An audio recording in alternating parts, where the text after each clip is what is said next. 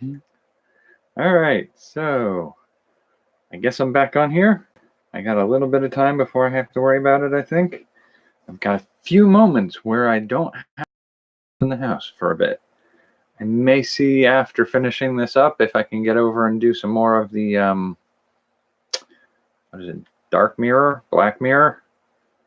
That last episode of Black Mirror that I watched feels like a week ago.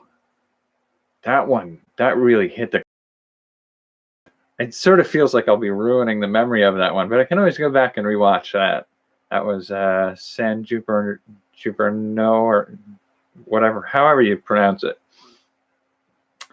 That one was a pretty good one. I'm looking forward to seeing some of the rest of it and seeing if I can catch up. I've got to relocate for Thanksgiving, and with that means I got to get everything of mine out of here so that I'm not occupying this space for Thanksgiving. But theoretically, when that's done and over, I should be able to come back and I won't have to worry about the neighbor who's been a problem here, the house guest. But we shall see. We'll see what that's like. I do know that for the rest of this week, I'll be working nights every day for the rest of the week. So I may see if I can do daytime videos. I'm not sure if that's going to be possible or not. It's hard to say. And I might be able to do just short videos during the end of the day. I'll get back here probably around 11. And after 11, I've got roughly an hour, provided there's no early arrivals home. So anyway, aside from that, working on the National Novel Writing Month writing projects, I've been sort of like taking the opportunity to revisit some of the role-playing game stuff that I've been dealing with. Last video I talked about some of my character and world building concepts and how I come up with an idea and pick them up, not necessarily pick them apart, but have this little start that I sort of pick at the edges and see if I can spread the character out a little bit. And it usually helps build enough of a world that it implies other stories to be told in that setting. And what I've actually been, I really got into doing some of this today with some of the writing is looking at an idea I had a while back for a role-playing setting. I may end up seeing if I can DM it. So Dungeon Master a game in this setting. And it takes in pieces of settings that I've made for stories before. So years ago, I came up with this idea for... I might struggle to remember what inspired this idea. But I had this idea for a series I was... I'm not even sure what the working title was when I was doing it, but the main character I called Piecemeal. And essentially what this was a setting in which I had the idea that if an entire world knew that it was about to be wiped out, what would the people do in response to that? And I thought, like, wouldn't you want to leave some kind of legacy or find a way to have children that would survive to carry on the family legacy in some kind of way? And so I got to thinking, like, if a whole world was about to die, all the living organic life forms were about to die out, wouldn't somebody want to try to create a synthetic life form that wouldn't die with the rest of them? Like, say you had a plague that was going to kill all biological life. Why couldn't you just build a robot? It's not going to die with you. Raise that robot as your child, and that child will be your legacy. And so taking that concept and switching it over to a fantasy setting, where this was before I think even Eberron came out, and this was an idea I had where you would have somebody who would create living suits of armor or golems or other creatures that are artificial creations, but give them life to be the legacies of themselves. And then the question became like, okay, so say that's what happens. What's it like to wake up in a world where you're a golem in a world full of golem trees and golem animals, and to know that your creators are all gone, but you don't know why or how that happened? And more complicated, if you're a golem or a animated suit of armor or something else, how do you perpetuate yourselves? Like, you can't, have children with another suit of armor. What is the situation where, like, there's no biological death for you, so you may be moderately immortal. Things might still kill you, but you don't age, you don't get old, you don't just die of natural causes. You keep going, but you can't have any children. And so I built this setting around just that kind of question. And it started with like, okay, so what if one of these created beings was created and woken before the end?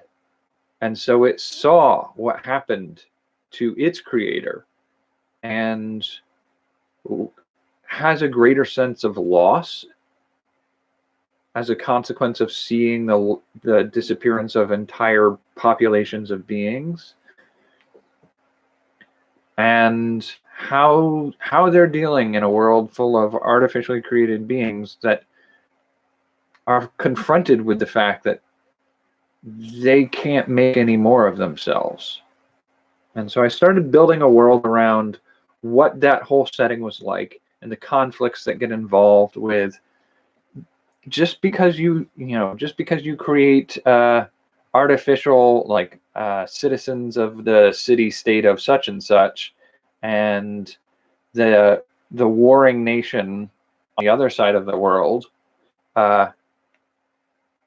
is also artificial creations. That doesn't mean that some of those old grudges just don't get perpetuated for random reasons of its tradition, or that's the way things have been. Like those wars, you're not going to get rid of that warlike mentality. If you're passing on the legacy of your population to another population to fill the void, they may pick up the same standards of fighting their enemies as your population does. And so it's just sort of like, not better, not worse, just different. And so it was fun to explore that kind of concept in a setting. I was thinking of doing it as a graphic novel at one point, and I wanted to see if I could make little artificial life forms, like golems or whatever I wanted to call them, and make figures posed on miniature landscapes and take photographs of them and then add the word bubbles and stuff. But as I played with the idea more and more, I'm like, recently I got thinking, like, it wouldn't be a bad thing to build an entire role-playing game setting out of it. And so for some of my ideas, I started digging through some of my other ideas and wondering, like, could I translate this over to a setting for role-playing? Not necessarily the story of, like, in the case of the golem people, it won't necessarily be the story arc that I set up for Piecemeal and his companions and what happens with that. But the setting itself, the world I built for that story, was absolutely ripe for making a game that other people can make characters and play their own character stories out in. And so, like, to me, that's the sign of a really good world building situation. You've made a world that you're telling the story of certain characters and certain events in that world. But it's definitely a sign of a really good world building if you can tell other people's stories, if you can set it up and lay it out for other people to tell stories of other characters and other stories in. And so like I started digging through some of my other settings and thinking like, what else do I have that I can do that with? And so I have a few others where I've got worlds that I built that I thought would be good to experiment with. And then I got to thinking, like, is there a way I can sort of assemble these into a wider cosmos? And part of what I wanted to do for a world building exercise for role playing in is build a universe in which the players start out as gods to that universe and then get cast into the bodies of mortals and have to build their way back up to being gods. So what I've been working on over the last days is building out a wider universe. And it starts from the premise of, and this is one of, I read a story years ago where somebody was talking about how people were playing a game and they found themselves in the bodies. Somebody explained it as, oh yeah, this is just one of your bodies. If you imagine taking your hand and putting it through a separate circle, but it's all part of the greater hand. And that's like the whole of the metaphor that story used. And that's always stuck with me in my head as a seed to play with. And so what I've been doing recently is playing around with the idea of like, what if, this takes some higher geometry playing around with, but if you took the idea of godlike beings existing in the world, in the universe, and each one of their organs or each one of their cells was in fact, say, a human being.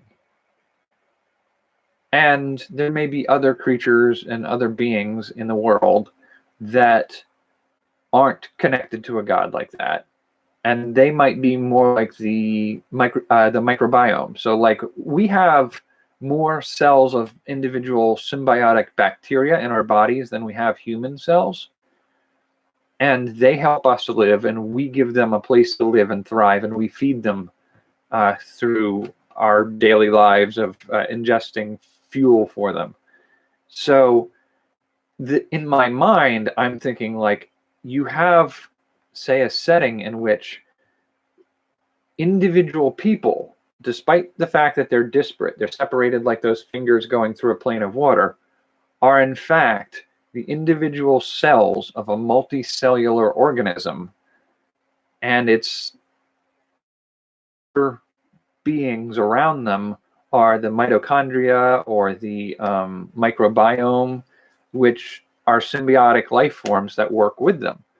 And so I'm playing around with building a world in which we have gods living in a extra dimensional space, multi-dimensional, so it's 8, 12, 14 dimensions, whatever you want to call it. And they're made up of the spiritual energy of each of these beings living on different worlds.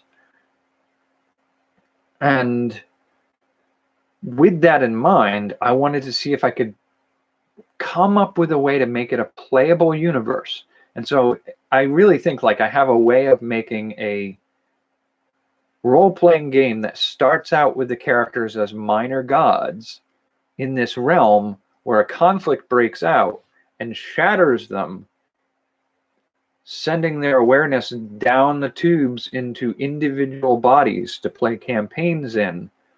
And their goal is to come to a point where they can reassemble enough of themselves to go back and finish the fight on the higher plane.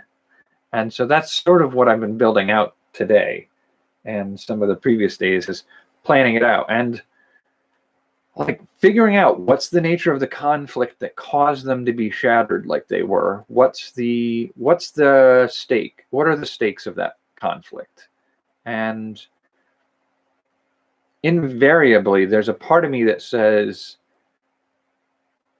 the route I want to go with this is sort of like the Titans versus the Olympian gods. And so the Olympian gods fought against the Titans and then imprisoned them in Tartarus. And so if you have these imprisoned, partially dead or sleeping gods, you could play that a couple different ways, but in the end, you have the newer gods, the younger gods, the lesser gods, living amongst their palaces in heaven or the top of Mount Olympus, or however you want to frame it, and having some of those titans set free. And that conflict shatters the people, and it becomes a fight for who controls the realms, but they have to do it from the bottom up because their realm and their godly bodies were shattered, and they're forced to do it from the shards, the cells, the organs of themselves that manifest on the worlds in human form. And so it sounds really weird and complicated, but I think I found a way to make it a playable scenario where you have that you start as a lesser god, you enter into a conflict, and then find yourself thrust into the life of a human being or a player character on a set world. And so one of those worlds could very well easily be the story of the golems, the piecemeal world. The destruction that wiped out the gods is the impending destruction that the people of that world saw, and it obliterated all life on that planet. But they manifest their legacies by creating things that could survive through that. So that's one of the worlds I can build that in. I was playing around with a few other ones, the realm sort of story, and took some inspiration from other zombie survival stories, as well as like the xenomorphs from Alien, and the Goauld and the Zerg from StarCraft, and a few other role-playing game like D&D inspired stuff, but they have to tweak it enough that it's not those settings. It's a little different from all of them. Maybe even a little bit of a Stranger Things feel to some of it. And then, if I have a dead world with legacy survivors, I have a infected and dying world, and then I have a infected, not necessarily dying. It may survive. And then I have a setting based off of one of my favorite role-playing settings that I want to play with, where it's the Blasted Lands. It's Athos, Dark Sun setting. And Dark Sun has been a world in which the world suffered a ecological catastrophe. Magic users found a way to use the life force and things around them to power their magic, and so they drained too much, and so it's sort of collapsing. The ecology and the life forms on that planet are just dying.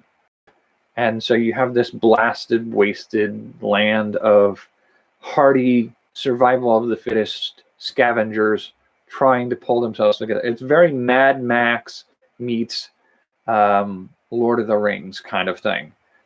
And so I like that setting. I think there are things I would do differently with some of it, and that lets me take a dying world, a dead world, and an infected world as three of the settings that you could fall into as characters in the role play. And so building these worlds is, I had some of these worlds pre-built, the dead world and the infected world and the dying world. I also have others where a note would be like the Medusas.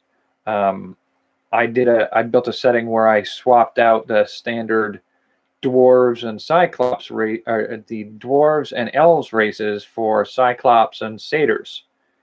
And the elves are a very tree-loving, nature-dwelling species, and so satyrs could fill that void. whereas the Cyclops, certain types of Cyclops were considered to be the assistants to Hephaestus, the forge, the blacksmith to the gods, creating magical items and weapons. And so, like, they would be a natural replacement for the dwarves. And so, like, I wanted to write a story in that setting, and I came up with a premise for a setting like that years ago. And, you know, finding a way that that can fit into the rest of this greater universe for role-playing in is just sort of like a fun little experiment of pulling at the edges and seeing if I can make things tie together in new ways. And so part of what I'm doing with these is taking these worlds that I've built and writing up some fiction that explains them. It's like an introduction. You know, you have a character, you have a scenario that they find themselves in that lets them explain the world to you. It sets the stage for what world you're playing in when you play in that world. And so the Medusa setting, the Satyrs, the Cyclops, I have a setting that I call Cast in Stone, which is one that I do have novel ideas for these that are separate from the world building for role-playing in. And each one of these was based off of an idea for a novel or a series of novels that I wanted to build. The Cast in Stone, it'd be a little trickier to do. I feel like part of the reason the Piecemeal and the Zombie Apocalypse and the Dark Sun worlds work so well is because they look like worlds that have been damaged by a great calamity from outside. So the falling of the realm of the gods, crashing and destroying the vibrancy and life of the worlds that were underneath of it.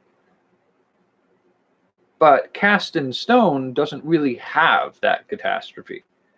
And the Medusas don't really have that catastrophe. The Satyr and the Cyclops don't really have that catastrophe either. So they feel like they're partly removed from that. But they do have enough going on in them that they can serve as stages for the conflict of individual gods fallen down that are trying to work their way back up. And so there's some of that. And then there's one idea that I haven't really fleshed out a lot of yet. And that's the superhero D&D setting. So it's like what's Minas Tirith in Lord of the Rings? A big city full of lots of different people. But if you imagine that city with a Batman or a Superman or a Green Lantern, but in the same kind of atmospheric theme. So they would be a noble instead of a Bruce Wayne character. So it would be a noble of a certain household with an attempt to fight the crime and destruction that killed their parents. It would take similar ideas. Now, I'm not going to rewrite Superman or Batman to a fantasy setting. That's not the goal here. But the idea, to help illustrate the idea of the setting, is a Babylon or a Middle Ages London or other large city metropolis, but medieval metropolis, where in that city, in that sprawling mass of humanity, are Spider-Mans and Supermans and whatnots, people with extraordinary abilities working to protect and help the communities they live in. And do it in that kind of knights and sorcerers, sword and sorcery kind of setting. So that's all I've got worked out for that one. I'm brainstorming a little bit of that. And what I'm trying to work out for at least what I'm writing this month is to write a piece of fiction that starts with the heavenly conflict, the re-rise of the Titans, the falling, and glimpses of those characters on the disparate worlds, or at least a few of them. They don't have to be all of them, because I'm debating at this point. I have 7 worked out, 7 realms, 7 worlds that we could land on, with an additional 3 that are viable. I just haven't figured out how to fit them in yet. And then digging through some of my other universes and settings and book ideas, there are probably a good 30 or 40 more options. I don't want to do all of them, but I don't know that I want to set a cap on how many there are either. I like the idea of doing a role-playing game where you start as God and know that there are hundreds of other worlds. Really? You're going to connection failure me again? That's tiring. All right, so that's sort of where I'm playing with my writing right now. I spent a whole lot of today streamlining and organizing some of the story connections. And next is sort of more of the narrative flow from one to the next. And I really feel like my the conflicts in heaven, the falling or the sundering, and then my eclipse, followed by maybe the dead world. I'm debating that one, because part of what I'm struggling with this is the zombie apocalypse is one where you can be there for the day it happens, and the subsequent months and years that happen in gameplay would be something, there's an adventure there to be told. But it's also worth looking into the idea of going into a world where that happened 10 years ago, and the destruction is so embedded in the culture that humanity is just struggling and fighting itself for survival, while the outside world is filled with zombies and deadly creatures. So, like, I don't know if I want that to be an established world, and it's possible that if I built a playable campaign world for it, that you could go there for a period of time, switch to one of the other worlds, and then come back 10 years in the future and see what happened to it. The dying world has to have been damaged long ago enough that it's just accepted that your world is dying. You're on the last dregs of your world's life. The dead world, you can do a campaign, you can do a story in which the characters awaken after the destruction, and this story takes place in that first few moments of that world. After that has happened, and that story, I think, is still good enough of a story that I don't want to retcon or change that aspect. Or the main writing a campaign world or a short story set, or a portion of a novel set in a world that's 120 years before the main story for that world happens, it lacks something unless I can figure out a way to tie it back in. Some of the others, the Sun World, the Dying World, again, you want that to be established. So if, say, the campaign of the zombie apocalypse happens first, you might be campaigning for 3 to 5 years in that setting. And then you can show up in the dying world and failure. Okay, cool. That's super useful. Thanks for being that way. The dying world is plausible visiting it 10 years after it's happened. So that one's potentially doable. And if we do that, the dead world could be 20 or 30 years after it's happened, but 100 years before the main story happens in that setting. That might be workable. I might reposition some of those based off of some other changes that I dabble with further. The conflict between the holy entities struggling to climb back and win the fight, that fits on the Medusa and the Satyr and Cyclops worlds. Maybe on the superhero setting. And I might opt to do those ones first, because the conflict can be still raw from what they were doing above. So as above, so below. You know, the war that happened here cast them down here, and the war continues down here. But the destruction that happens in other places falls and damages those other settings. The time it takes to get through 3 to 5 of the other settings gives time for one world to die completely, gives time for one world to be dying, gives one time for an infestation to set in. So I might end up doing it that way. It's figuring out what's the correct order to visit those realms is the puzzle for me right now.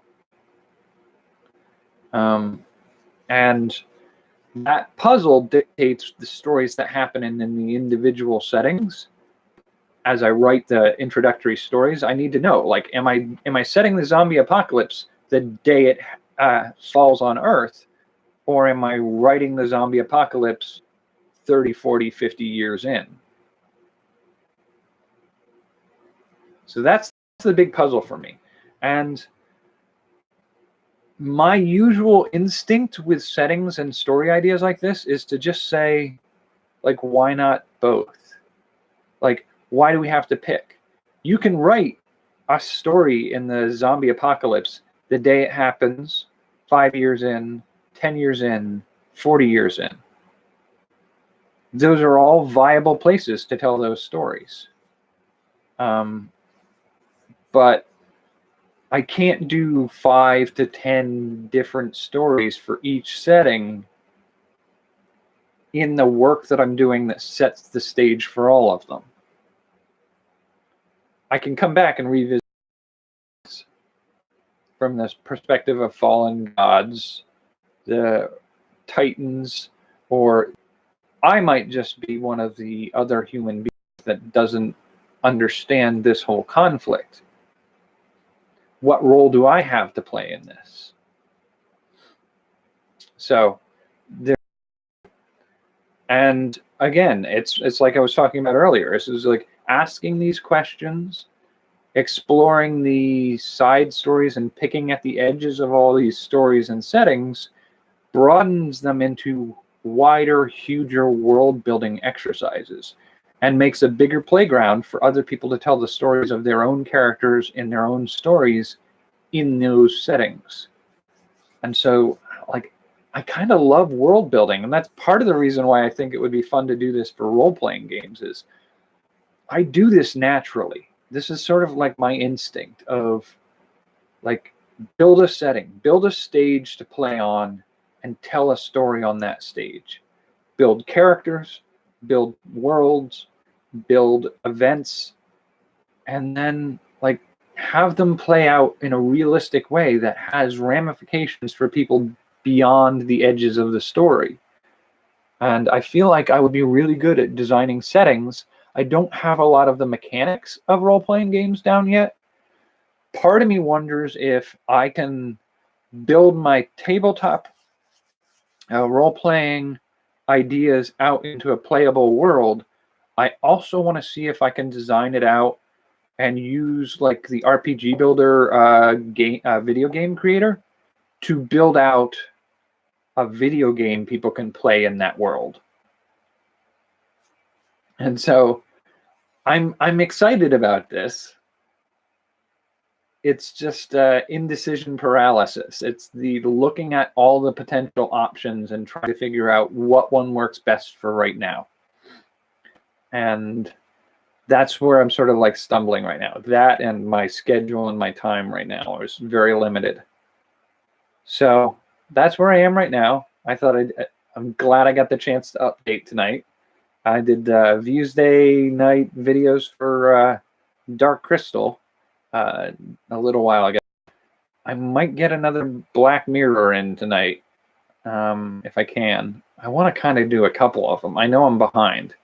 I need to catch up. It's just I've been working too much, and when I'm not working, I'm dealing with her, and not the person in that picture, but the person next door, through this very thin wall, who disrupts and makes it impossible for me to shoot videos.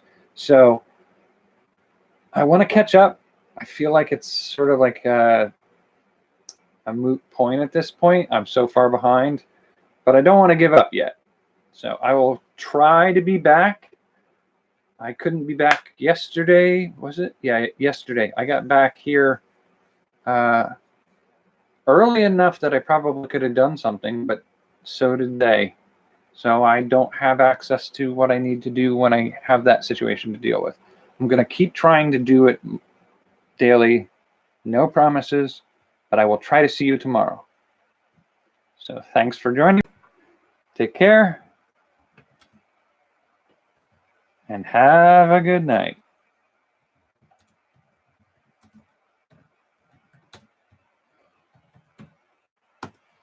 Hopefully there's some ideas to play with in there.